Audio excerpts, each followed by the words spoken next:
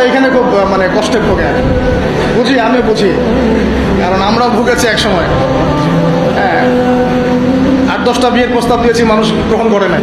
হ্যাঁ, কারণ হচ্ছে আমার টাকা পয়সা ছিল না, বাড়ি নাই, টাকা নাই, কিছু নাই। তোমার সাথে বিয়ে শাদী দিয়ে কী হবে, আমরা ভবিষ্যৎ খারাপ করবো নাকি? এখন লাইন ধরে করে কি করে এখন। ওই জন্য একদিন বলেছি আপনাদেরকে, মানুষের অবস্থানকেই আছে, এটা সত্য কথা।